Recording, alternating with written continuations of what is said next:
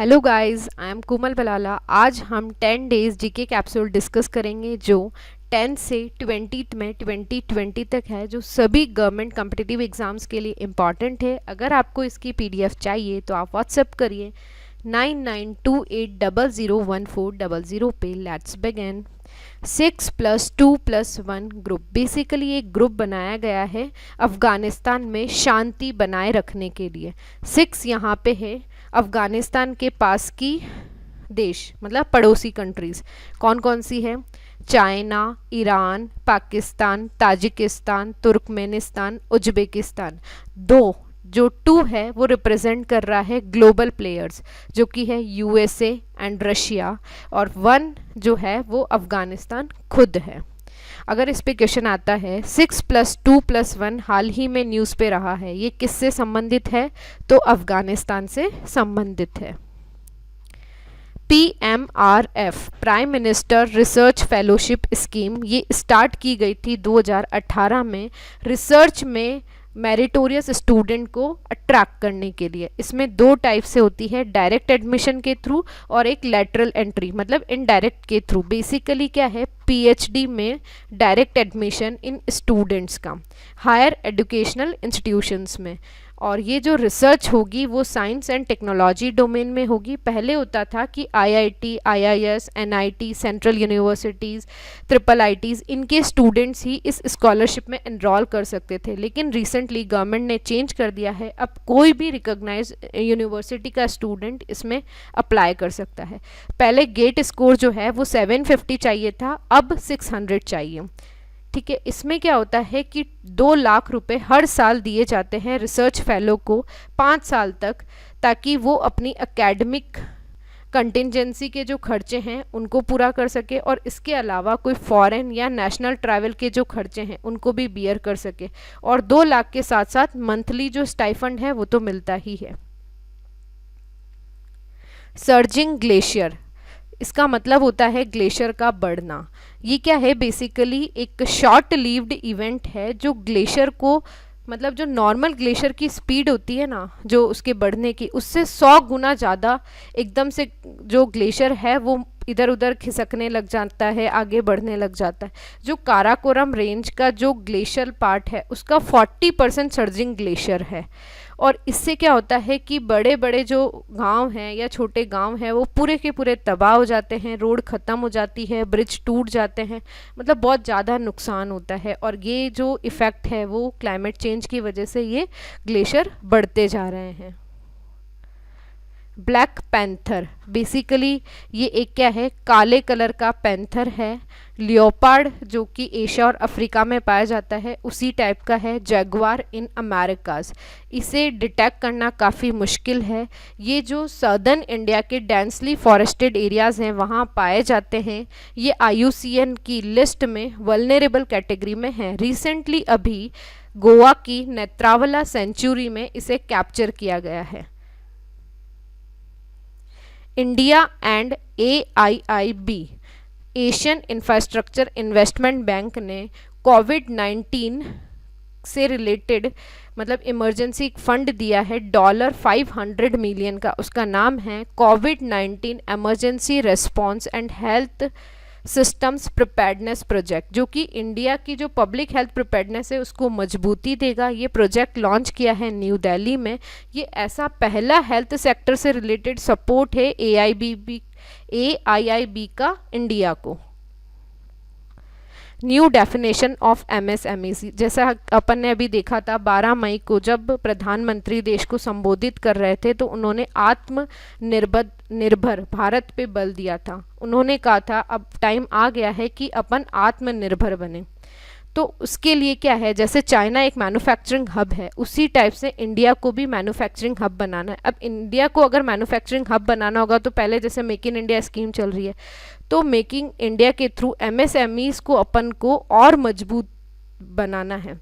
तो उसके लिए क्या किया इन्होंने, उसकी डेफिनेशन ही चेंज कर ली। पहले क्या होता था, मैन्युफैक्चरिंग और सर्विस जो कैटेगरीज है ये दोनों अलग अलग होती थी, अब इन दोनों को कंबाइन कर दिया है। और पहले टर्नओवर को डेफिनेशन में इंक्लूड नहीं किया था, अब टर्नओवर भी डेफिनेशन में, जैसे कि आप फिगर में देख रहे हैं, माइक्रो एंटरप्राइज वो कहलाएगी जिसका इन्वेस्टमेंट 1 करोड़ से कम है और साथ ही टर्नओवर 5 करोड़ से कम है।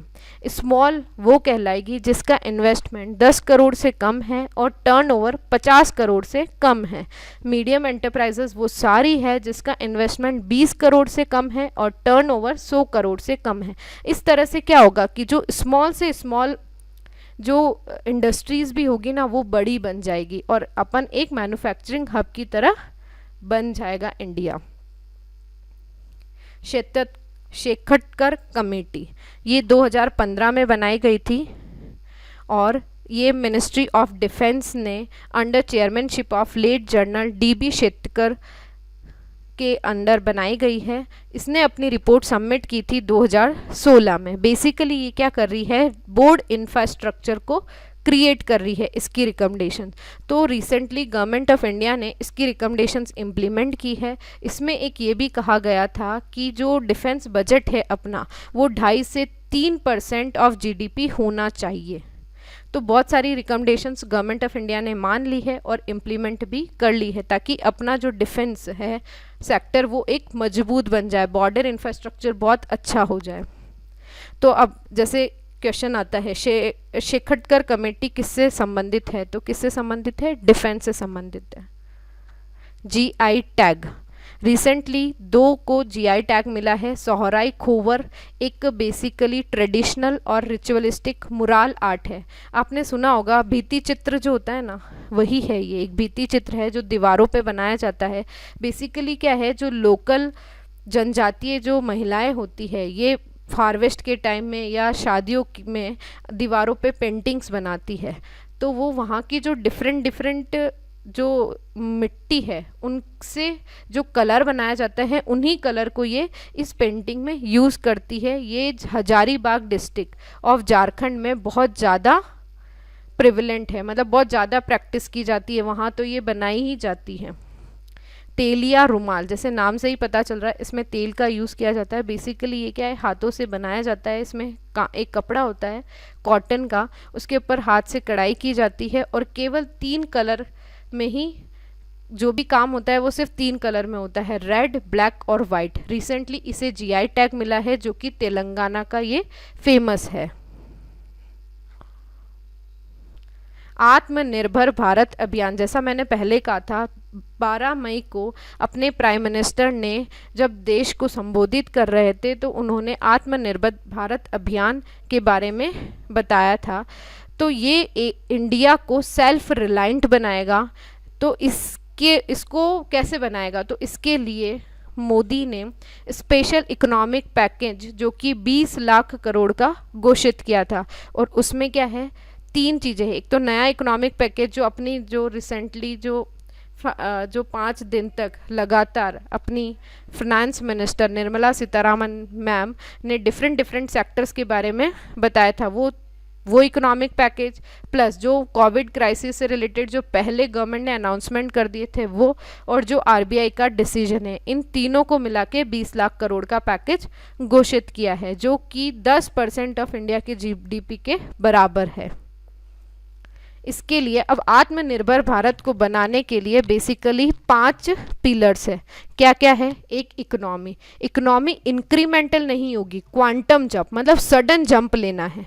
इंफ्रास्ट्रक्चर कैसा होगा, जो आधुनिक भारत को दर्शाए। टेक्नोलॉजी ड्रिवन सिस्टम होगा तीसरा, मतलब जो तकनीक आधारित हो। और चौथा, अपन सबको पता है अपनी जो डेमोग्राफिक डिविडेंड है वो बहुत अच्छी है, तो क्यों ना इन्हें एक अच्छे वे में रिप्रेजेंट किया जाए, स्किल्स डेवलप की जाए और एक वाइब्रेंट डेमोग्राफिक के रूप में अपन इसे यूज़ में लें। पांचवा है demand, full utilisation of power of demand and supply. 130 crore की डिमांड कम नहीं होती, अपन को किसी की ज़रूरत नहीं है। अगर यहाँ की भी डिमांड अपन फुलफिल कर लेंगे तो बहुत अच्छी बात है। इस तरह से अगर इन पांचों को इम्प्लीमेंट किया जाता है तो अपन एक आत्मनिर्भर भारत की ओर बढ़ेंगे। अब है कोविड कवच एलिसा। बेसिकली एक इंस्टीट्यूट है, national institute of virology Pune ने एक टेस्ट किट डेवलप किया है जो कि इंडिजिनसली बिल्ट है, एंटीबॉडी बेस्ड है, एलिसा टेस्ट किट, जिसका नाम है कोविड कवच, जो क्या करेगा, कोविड-19 को डायग्नोस करेगा। ये हाईली सेंसिटाइज है, ये बहुत एक्यूरेट इन्फॉर्मेशन देता है। होता क्या है, एलिसा जो है वो एचआईवी इन्फेक्शन को डिटेक्ट करने के लिए रूटीन में यूज़ किया जाता है। तो ये क्या करेगा, एंटीबॉडीज़ जो ब्लड सैंपल में होती है उसे डिटेक्ट करता है। तो कोविड-19 से जो रिलेटेड एंटीबॉडीज़ है वो भी ये डिटेक्ट कर पाएगा, कोविड कवच एलिसा टेस्ट। तो अपन को क्या है, टेस्ट किट जो अपन चाइना से इंपोर्ट कर रहे हैं वो इंपोर्ट करने की ज़रूरत नहीं पड़ेगी। ग्लोबल न्यूट्रिशन रिपोर्ट 2020, अब नाम से ही पता चल रहा है न्यूट्रिशन, तो पूरे जो ग्लोबल है, जो पूरा वर्ल्ड है, उसकी एक न्यूट्रिशन स्टैटिस्टिक्स बता रही है। तो इसे रिलीज़ कौन करता है, वर्ल्ड हेल्थ ऑर्गेनाइजेशन रिलीज़ करता है। ये क्या है कि एनुअली पब्लिश की जाती है, वर्ल्ड न्यूट्रिशन के बारे में ये इंफॉर्मेशन देती है। और सबसे पहले जो इसे लाया गया था वो nutrition for growth initiative summit in 2013, और इसकी जो सीरीज़ स्टार्ट हुई है वो 2014 से स्टार्ट हुई। रिसेंटली रिपोर्ट में इंडिया उन 88 कंट्रीज़ में आता है जो ग्लोबल न्यूट्रिशन टारगेट को 2025 तक फुलफिल नहीं कर पाएगा। तो इंडिया जो है वो 3 सबसे बेकार कंट्रीज़ की लिस्ट में है, क्योंकि अपन जो इनके जो न्यूट्रिशन के जो टारगेट्स है उसको फुलफिल नहीं कर पा रहे हैं। जो चारों न्यूट्रिशनल इंडिकेटर्स है वो चारों ही इंडिया मिस कर रहा है। 4 कौन कौन से हैं, स्टंटिंग अमंग अंडर 5 चिल्ड्रन, मतलब कद नहीं बढ़ना, ठीक है, खून की कमी होना। सेकंड है कि बच्चों का ओवरवेट होना, एक्सक्लूसिव ब्रेस्ट फीडिंग। ये चारों जो न्यूट्रिशनल इंडिकेटर है इंडिया चारों में ही पीछे है। डिफेंस टेस्टिंग इंफ्रास्ट्रक्चर स्कीम, ये एक जो स्कीम है, अभी देखो मैंने बात की थी आत्मनिर्भर भारत की, तो हर सेक्टर में अपन को आत्मनिर्भर बनना है। तो ये जो स्कीम है ये बेसिकली डिफेंस सेक्टर में इंडिया को आत्मनिर्भर बनाएगी। तो क्या करेगी, डोमेस्टिक डिफेंस और एरोस्पेस मैन्युफैक्चरिंग को बूस्ट करने के लिए 400 करोड़ का पैकेज दिया गया है इस स्कीम के तहत। इसके अंदर क्या होगा, प्राइवेट इंडस्ट्री के साथ मिलकर 6 से 8 नई टेस्ट फैसिलिटीज़ जो है वो सेटअप की जाएगी। डिफेंस प्रोडक्शन जो इंडिजिनस है उसको प्रमोट किया जाएगा। कम से कम अपन इंपोर्ट करें मिलिट्री इक्विपमेंट का, इस पे बल दिया जाएगा। इसके साथ साथ ही इसकी जो फंडिंग होगी वो 75% जो गवर्नमेंट फंडिंग होगी वो ग्रांट इन एड के थ्रू होगी, और 25% जो प्रोजेक्ट की कॉस्ट है वो स्पेशल पर्पस व्हीकल बोन करेगा। अब स्पेशल पर्पस व्हीकल जो है वो मे बी या तो कोई प्राइवेट एंटिटी भी हो सकती है, स्टेट गवर्नमेंट्स भी हो सकती है। Champion portal recently ministry of MSME ने लॉन्च किया है। ये बेसिकली क्या है, एक technology driven control room cum management information system, एक पोर्टल है जो क्या कर रहा है कि अपनी जो एमएसएमई हैं उनको ग्लोबल और नेशनल लेवल पे सक्षम बनाना, गुणवत्ता हासिल करना, प्रशासनिक बाधाओं को दूर करने में मदद करेगा। अब चैंपियन की फुल फॉर्म है creation and harmonious application of modern processes for increasing the output and national strength। Basically ये MSME को ग्लोबल और नेशनल चैंपियन बनाना चाह रहा है, ठीक है। ACE2 एंजाइम जो नोवल कोरोना वायरस है जो इन्फेक्ट कर रहा है कोविड, तो एक मतलब एक ये क्या है कि काफ़ी बॉडीज़ में एंजाइम पाया गया है, enable it to infect the human cell in कोविड-19। इससे एक स्टडी हुई थी। अभी बहुत सारे जो पेशेंट्स हैं अपन ने ये देखा है कि जो मेन जो होते हैं जो पुरुष होता है उसमें ACE2 एंजाइम का कंसंट्रेशन ज़्यादा होता है ब्लड में वुमेन के कंपैरिजन में। तो इसलिए ये कहा गया है कि जो क्यों पुरुषों में ज़्यादा कोविड हो रहा है वुमेन्स के कंपैरिजन में, तो वो रीज़न ये है ACE2 एंजाइम का प्रेजेंट होना। तो this has suggested reasons for why man seem to be more vulnerable to कोविड-19 देन वुमेन। बेसिकली क्या करता है कि ये जो एंजाइम है ये कोरोना वायरस को रिस्पॉन्ड कर देता है, ठीक है, और जैसे ही रिस्पॉन्ड करेगा तो जो ह्यूमन सेल होता है उसको इन्फेक्ट कर देता है। ओके, डायमर भाषा डैम बेसिकली एक कंक्रीट फिल्ड ग्रेविटी डैम है जो इंडस रिवर पे बनाया गया है, जो आता है Kohistan district in Khyber Pakhtunkhwa and Diamer district in Gilgit Baltistan region में। इसे जो भाषा है वो एक नाम दिया गया है, भाषा के जगह का नाम है जो इसके बिल्कुल पास में है, इस वजह से इसे डायमर भाषा डैम कहा गया है। इसका जो सबसे पहले फाउंडेशन रखा था वो प्राइम मिनिस्टर ऑफ पाकिस्तान ने 1998 में रखा था। रिसेंटली अभी ये न्यूज़ में क्यों रहा, चाइना ने क्या कहा कि चाइना ने पाकिस्तान को कहा है कि चाइना इसको बनाने में हेल्प करेगा इन गिलगित बाल्टिस्तान रीजन में। साइक्लोन अम्फान अपन देख ही रहे हैं, वेस्ट बंगाल उड़ीसा की हालत कितनी बेकार हो रखी है, मतलब वहाँ तबाही मचा रखी है इस चक्रवात ने। तो ये क्या है, बेसिकली एक ट्रॉपिकल साइक्लोन है जो बे ऑफ बंगाल में बना है। इसे सुपर साइक्लोनिक स्ट्रोम भी कहा गया है, और इसका जो नाम है अपन सब जानते हैं कि हर बार जो कंट्रीज़ हैं वो नाम देती है, ठीक है। जो बे ऑफ बंगाल के आसपास जो कंट्रीज़ हैं वो मतलब जो सिक्वेंसली नाम का उनका टर्न आता है, तो इस बार जो अम्फान का जो साइक्लोन का नाम है वो दिया है थाईलैंड ने, और ये जो है सबसे ज़्यादा अफेक्ट करेगा वेस्ट बंगाल, उड़ीसा, बांग्लादेश को। एक्सिलरेटिंग इंडियाज कोविड-19 सोशल प्रोटेक्शन रेस्पॉन्स प्रोग्राम। अब ये अगर सपोज क्वेश्चन आता है, इंडियाज कोविड-19 social protection response programme is related to, तो किससे रिलेटेड है, गवर्नमेंट ऑफ इंडिया और वर्ल्ड बैंक से रिलेटेड है। बेसिकली अभी क्या हुआ है, गवर्नमेंट ऑफ इंडिया ने वर्ल्ड बैंक के साथ एक एग्रीमेंट साइन किया है। इसमें वर्ल्ड बैंक अपन को $1 बिलियन की फिनेंशियल हेल्प करेगा, उसमें 750 मिलियन जो है उन्होंने अभी देने का प्रावधान किया है। तो उसके लिए क्या है, मिनिस्ट्री ऑफ फाइनेंस इसको इम्प्लीमेंट करेगी। जो फर्स्ट फेज़ का जो अलोकेशन हुआ है $750 मिलियन का, वो 2020 फिस्कल ईयर के लिए हुआ है, और ये जो पूरे कंट्री में इम्प्लीमेंट किया जाएगा प्रधानमंत्री गरीब कल्याण योजना के थ्रू। अपन ने देखा था प्रधानमंत्री गरीब कल्याण योजना से क्या है, बहुत सारी अलग अलग स्कीम्स है, जैसे पीएफ, गवर्नमेंट जो पीएफ दे रही है, जो राशन गरीबों को पहुंचा रही है, जो फाइनेंशियल डायरेक्टली उनके अकाउंट में जो डीबीटी जो मतलब डायरेक्ट बेनिफिट ट्रांसफ़र हो रहा है, और भी बहुत सारी XYZ बहुत सारी स्कीम्स है प्रधानमंत्री गरीब कल्याण योजना के अंदर। तो इसके थ्रू ये इम्प्लीमेंट किया जा रहा है, और जो बचा हुआ $250 मिलियन जो है वो 2021 फिस्कल ईयर के लिए रखा गया है, और वो सेकेंड फेज में अलोकेशन हो जाएगा। नेशनल माइग्रेंट इंफॉर्मेशन सिस्टम, अभी अपन सब देख रहे हैं कि जो कोविड-19 के थ्रू जो लॉकडाउन हो रखा है, इससे माइग्रेंट लेबर इधर से उधर मतलब बहुत परेशान हो रहे हैं कि कोई यहाँ से अपने घर जाना चाहता है, तो इस कि उनका जो मूवमेंट हो रहा है उसे सीमलेस, मतलब उनको कोई परेशानी नहीं हो, इसके लिए नेशनल डिज़ास्टर मैनेजमेंट अथॉरिटी ने एक ऑनलाइन रिपोजिटरी तैयार की है, उसी का नाम NMIS है, जो क्या करेगा, सीमलेस मूवमेंट अक्रॉस स्टेट, किसका, माइग्रेंट वर्कर्स का। ध्रुव क्या है, जैसा एक अपना एक कैबिनेट नहीं होता, एक बॉक्स देख लो, ठीक है।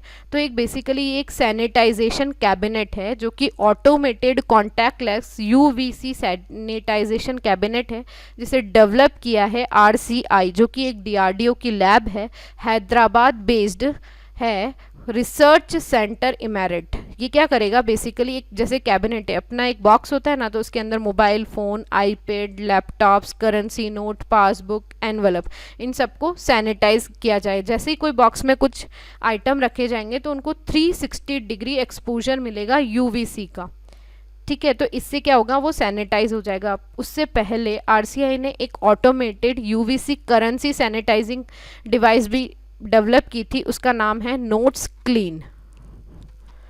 स्वस्थ वायु, बेसिकली क्या है, अपन सबको पता है कि इंडिया का जो हेल्थ इंफ्रास्ट्रक्चर है वो इतना अच्छा नहीं है, लेकिन अपन के जो प्राइम मिनिस्टर है वो हमेशा कहते हैं कि जो कोविड-19 है वो इंडिया में बहुत सारी अपॉर्चुनिटीज़ लेके आया है। तो उसी टाइप से एक ये वेंटिलेटर बनाया है जिसका नाम है स्वस्थ वायु।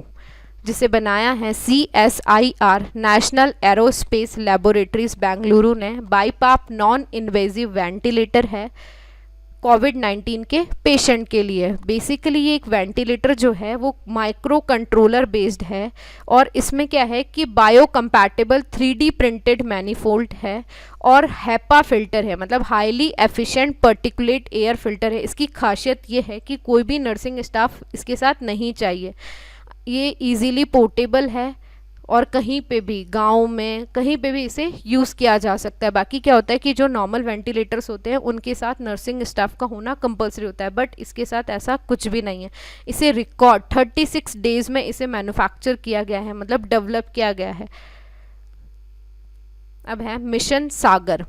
बेसिकली क्या है कि जैसे कहीं किन देशों में खाने की कमी है, कहीं पे मेडिसिन, ये सब अपन उपलब्ध करा रहे हैं। तो वैसे ही इंडिया की जो एक नवल शिप है केसरी, वो डिपार्ट हुई है Maldives, Mauritius, Seychelles, Madagascar, Comoros को खाना, फूड आइटम्स और कोविड रिलेटेड मेडिसिन देने के लिए, जो कि एक गवर्नमेंट ऑफ इंडिया का प्रोग्राम है।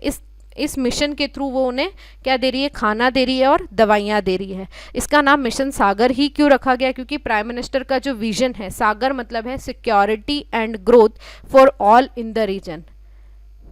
Okay, less invasive surfactant administration, ये क्या है, एक मेडिकल टेक्निक है जो अभी recently JK Lon government children's hospital Jaipur में स्टार्ट की गई है। इसमें क्या होता है कि प्री मैच्योर जो बेबीज़ होते हैं ना, उनमें कोई लंग की अगर किसी को डिसीज, कोई बीमारी है या किसी को सांस लेने में प्रॉब्लम है, तो इस टेक्निक के का यूज़ किया जाता है। इससे वो जो डिस्ट्रेस है वो कम हो जाता है।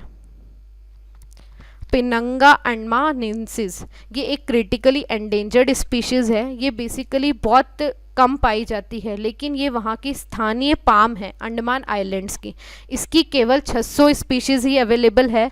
ये नेचुरली जो है एक छोटे से जो एवरग्रीन फॉरेस्ट का पार्ट है वहाँ पाई जाती है। उसका नाम है south Andaman mount Harriet national park में पाई जाती है। बट रिसेंटली अभी जो इसका सेकंड होम जो है वो बन गया है Jawaharlal Nehru tropical botanical garden and research institute Kerala. Italian hydro power project, ये एक मतलब बेसिकली प्रोजेक्ट है, वो हाइड्रो इलेक्ट्रिक प्रोजेक्ट है अरुणाचल प्रदेश का, जो कि रिवर दिबांग पे है। ये बेसिकली इसमें क्या है, 2 डैम बनाए जाएंगे जो दोनों ट्रिब्यूटरीज ऑफ दिबांग पे, एक ट्रिब्यूटरी है दिर और एक है तेनगोन। ये जो प्रोजेक्ट है ये richest biogeographical province of the Himalayan zone में आता है और ये जो इसकी जो लोकेशन है वो ऐसे जंक्शन पे है, एक पैलिया आर्कटिक है, इंडो चाइनीज़ है, इंडो मलायन है, बायोजोग्राफिक रीजन से। इस वजह से ये काफ़ी इम्पॉर्टेंट हो गया है। टूर ऑफ ड्यूटी स्कीम, अपन सब ने न्यूज़ में सुना ही है। अभी जो इंडियन आर्मी ने एक बहुत अच्छी खुशखबरी दी है कि जो कॉमन सिटीजन्स है वो भी आर्मी ज्वाइन कर सकते हैं 3 साल के लिए शॉर्ट सर्विस के लिए, मतलब एक ट्रायल बेसिस पे स्टार्ट किया है। तो उसका नाम दिया है टूर ऑफ ड्यूटी। तो इसमें जो है जवान से लेके ऑफिसर तक की वैकेंसीज निकाली जाएगी। तो रिसेंटली जो अभी इन्होंने हैं 100 वैकेंसीज निकाली है ऑफिसर्स के लिए और 1000 वैकेंसीज निकाली है जवान्स के लिए।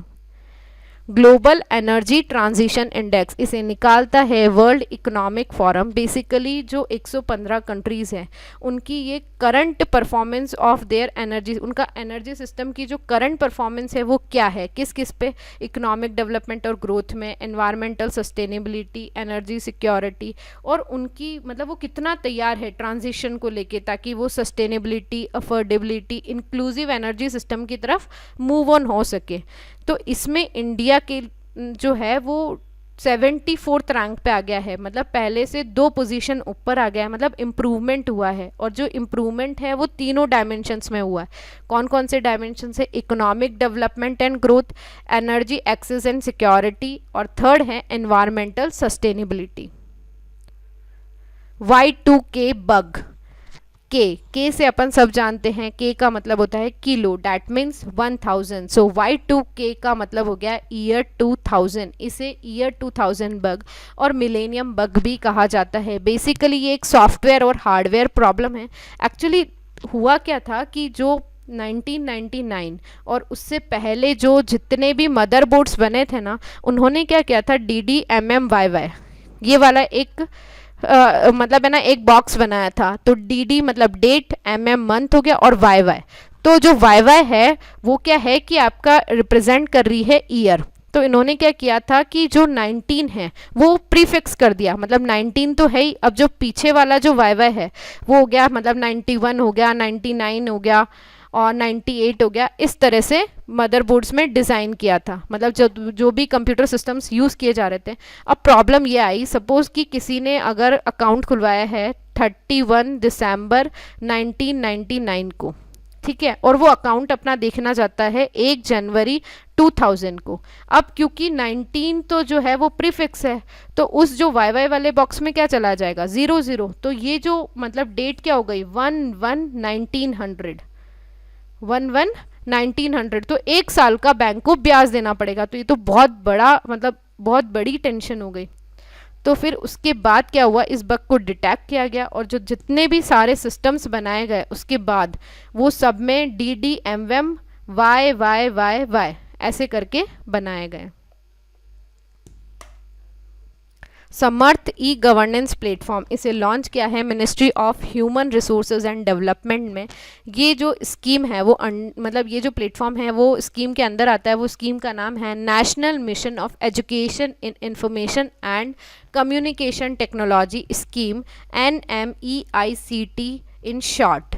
बेसिकली ये क्या है, एंटरप्राइज रिसोर्स प्लानिंग है, ओपन सोर्स है, ओपन स्टैंडर्ड है, रोबस्ट है, सिक्योर है, स्केलेबल है, इवोल्यूशनरी प्रोसेस है, ऑटोमेशन है। तो ये क्या करेगी, किस किस के लिए ऑटोमेशन है, universities and higher educational institutions के लिए। ये जो प्लेटफॉर्म है ये अभी इम्प्लीमेंट किया है national institute of technology Kurukshetra में। ये बेसिकली क्या करेगा, फैकल्टी और स्टूडेंट्स को डिफरेंट स्टडी मटेरियल प्रोवाइड करेगा। तो इससे क्या होगा, जो अपनी प्रोडक्टिविटी है वो और बढ़ जाएगी। और एक जो है किसके थ्रू बढ़ेगी, बेटर इंफॉर्मेशन मैनेजमेंट के थ्रू।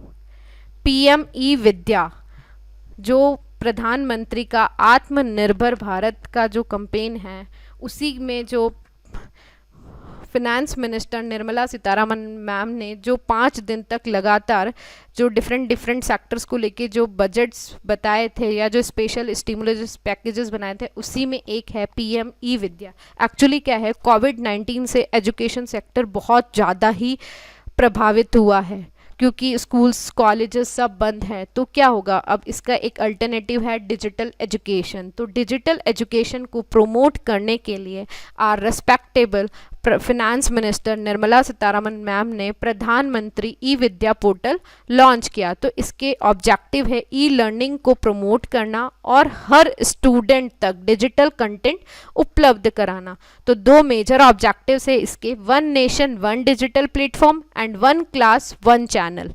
तो मतलब from the very first to till last तक इन्होंने सबको फोकस किया है। तो फॉर बेसिक एजुकेशन के लिए इन्होंने मिशन लॉन्च किया, उसका नाम है national foundational literacy and numeracy mission, जो ये इंश्योर करेगा कि हर बच्चा 3 से 11 साल का जो है उसको बेसिक लिटरेसी और न्यूमरेसी का नॉलेज हो। तो इसमें वो 4 करोड़ चिल्ड्रंस को कवर करेगा। फिर लॉन्च किया है new national curriculum and pedagogical framework for school early childhood and teachers. ये क्या करेगी, एक्चुअली अभी प्रॉब्लम ये आती है कि एजुकेशन और मार्केट की जो डिमांड है दोनों में एक बहुत बड़ा गैप है। इस गैप को कम करने के लिए, क्योंकि क्या है मार्केट में जो स्किल्स की जो रिक्वायरमेंट है वो अपना एजुकेशन सिस्टम नहीं दे पा रहा है। तो इस चीज़ को माइंड में रखते हुए उन्होंने न्यू नेशनल करिकुलम डिज़ाइन किया है, जो कि ग्लोबल स्टैंडर्ड्स के साथ मिलता जुलता है और जो 21st सेंचुरी की स्किल रिक्वायरमेंट्स हैं उनको भी फुलफिल कर रहा है। नेक्स्ट है टॉप 100 जो यूनिवर्सिटीज़ हैं इंडिया की, उनको परमिशन दी है कि वो ऑटोमेटिकली ऑनलाइन कोर्सेज स्टार्ट कर दे 30 मई 2020 से। उसी दिशा में एक आगे और बढ़ते हुए दीक्षा करके एक प्लेटफॉर्म लॉन्च किया है। उसका मतलब है 1 nation 1 digital platform for school education. इसमें क्या होगा कि ई कंटेंट बुक्स और एनर्जाइज जो टेक्स्ट बुक्स है हर स्टूडेंट्स के लिए फ्रॉम फर्स्ट क्लास से लेके 12th स्टैंडर्ड्स तक in all the schools across state and union territories को उपलब्ध कराई जाएगी। मतलब कि जो बुक्स है वो उन्हें ऑनलाइन उपलब्ध कराई जाएगी और ये 15 लैंग्वेजेस में अवेलेबल है दीक्षा। ओके, नाउ है टीवी, 1 क्लास फॉर 1 चैनल, मतलब एक क्लास के लिए एक चैनल। तो क्या होगा कि क्वालिटी एजुकेशन प्रोवाइड की जाएगी। Swayam, study webs of active learning for young aspiring mind. Basically ये एक इंटीग्रेटेड प्लेटफॉर्म है जो ऑनलाइन कोर्स ऑफर करता है 9th से 12th से लेके पोस्ट ग्रेजुएट लेवल तक। ये जो प्रोग्राम है ये गवर्नमेंट ऑफ इंडिया ने इनिशिएट किया था। इसका जो ऑब्जेक्टिव है वो ये है कि जो एजुकेशन पॉलिसी के जो 3 कार्डिनल प्रिंसिपल है उनको अचीव करना। वो कौन कौन से हैं? Access, equity and quality.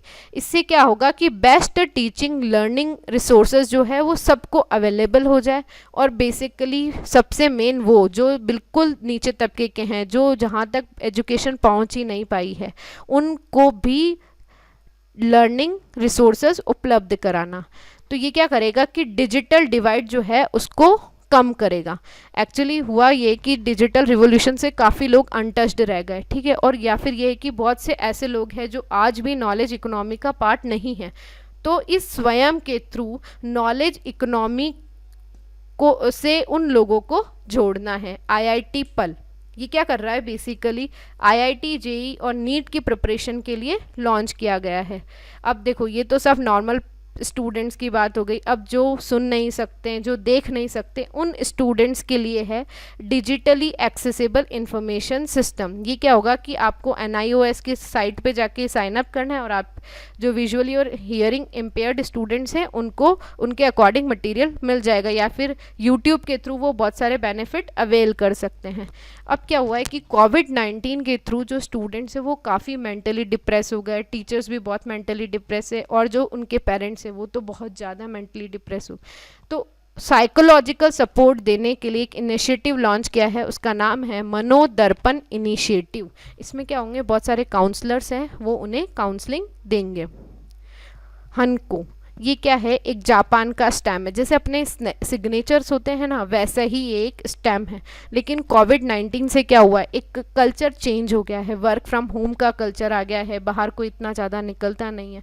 तो जो हंको है उसको एक बहुत क्रिटिसिज्म मिली है, मतलब उसका विरोध हो रहा है। क्यों हो रहा है? क्योंकि जो हंको है वो वहाँ पे कंपलसरी है बहुत सारी चीज़ों के लिए, लेकिन अब आप इंसान जब घर पे रह रहा है तो वो बाहर निकल ही नहीं रहा है, तो वो स्टैम्प कैसे लगवाएगा? तो इस वजह से वहाँ पे उसका विरोध हो रहा है। जबकि हनको जो है वहाँ पे मैंडेटरी है, बहुत सारे बैंक अकाउंट्स में, गवर्नमेंट के ऑथराइजेशन में, इवन जो डे टू डे एक्टिविटीज़ होती है उनमें भी वहाँ कंपलसरी है। तो ये एक क्या है? जापान का पर्सनल स्टैम्प है। ट्राइग्लोमाइसिस ट्विटरी बेसिकली एक फंगस की न्यू स्पीशीज़ है जो कि ट्विटर की पोस्ट, मिलीपेड, जो क्या होता है कि बहुत सारे पाँव का जो एक जानवर होता है उसकी पोस्ट से ये रिसेंटली डिस्कवर्ड की गई है। ट्राइग्लोमाइसिस ट्विटरी इसका नाम दिया गया है। ये क्या है कि एक टाइनी फंगल पैरासाइट है जो कि छोटे छोटे कीड़े होते हैं ना उन पे अटैक करती है, या जो बहुत पैरों का जानवर हो, जो छोटा सा कीड़ा होता है, जैसे वो नहीं होता है कान खजूरा, इस टाइप के जानवर पे वो अटैक करती है। ये जो है लार्वा टाइप सी दिखती है और जो होस्ट ऑर्गेनिज्म होता है ये उसके ऊपर ही रहती है। International day of light, United nation international day of light 16 मई को सेलिब्रेट करता है। ये बेसिकली एनुअल इनिशिएटिव है जो पूरे ग्लोबल लेवल पे बनाया जाता है, रेज अवेयरनेस कि जो लाइट बेस्ड टेक्नोलॉजीज अपनी एवरीडे लाइफ में कितना क्रिटिकल रोल प्ले कर रही है और इन्हीं सारी टेक्नोलॉजीज़ का डिफरेंट एवेन्यूज़ में क्या कंट्रीब्यूशन है, जैसे science, technology, art and culture. तो इससे क्या होगा, और इन्हीं टेक्नोलॉजी, ये जो टेक्नोलॉजीज़ है यूनेस्को के गोल ऑफ एजुकेशन, इक्वालिटी और पीस को अचीव करने में कितनी हेल्प कर रही है। इसलिए ये सेलिब्रेट किया जाता है। और ये जो सबसे पहले जो सेलिब्रेट ये जो है वो एनिवर्सरी के रूप में मनाया जाता है operation of the laser in 1960 physicist and engineer Theodore Maiman के सक्सेसफुल ऑपरेशन के तौर पे ये डे सेलिब्रेट किया जाता है। और इसे एडमिनिस्टर्ड किया जाता है international basic science programme of UNESCO द्वारा। Baltic travel bubble. अब बाल्टिक कंट्रीज कौन कौन सी होती है, वो तीनों कंट्रीज जो बाल्टिक सी के पास में हैं, देखो कौन कौन सी है, एस्टोनिया, लाटविया और लिथुआनिया। तो इन्होंने एक कॉमन बॉर्डर ओपन करा है और फर्स्ट ट्रैवल बबल बनाया है यूरोपियन यूनियन के अंदर, जो क्या करेगा कि ट्रैवल बूस्ट करेगा। अब देखो क्या हुआ है, कोविड-19 की सिचुएशन के बाद कोई भी अगर इंसान इधर से उधर जाता है तो उसे 14 डेज के लिए क्वारंटीन रख देते हैं। तो ये इस ट्रैवल बबल के बाद क्या होगा कि अगर कोई इंसान इन तीनों कंट्रीज़ के अलावा किसी दूसरी कंट्री से आता है तो उसे सेल्फ आइसोलेशन की गाइडलाइंस फॉलो करनी है और वो होम क्वारंटीन हो जाएगा 14 दिन के लिए।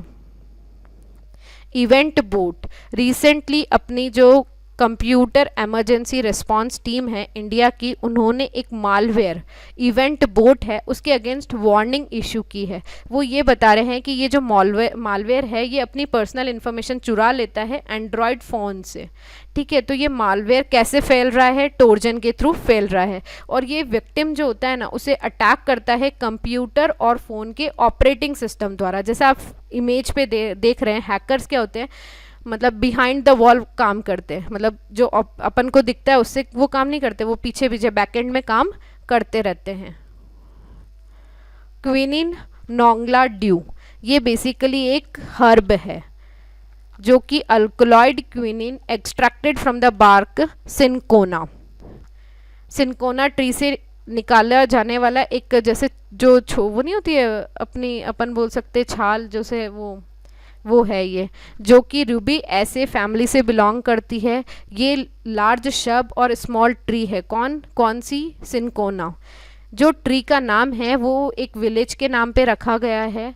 सिनकोना नर्सरी जो है 19th सेंचुरी में बनाई गई थी अराउंड 1874, जो जब शिलोंग को ब्रिटिश एडमिनिस्ट्रेटिव हेडक्वार्टर डिक्लेयर किया था। अब मेघालय का जो बहुत सारा एरिया है वो आज भी मलेरिया प्रोन है, तो ब्रिटिश क्या है उस टाइम इसे उगाते थे ताकि वो मलेरिया से मतलब है ना, मलेरिया से उन्हें मतलब मलेरिया ख़त्म कर सके वो, और या फिर बहुत सारी जो मॉस्किटो से बीमारी हो सके उनसे निजात पा सके।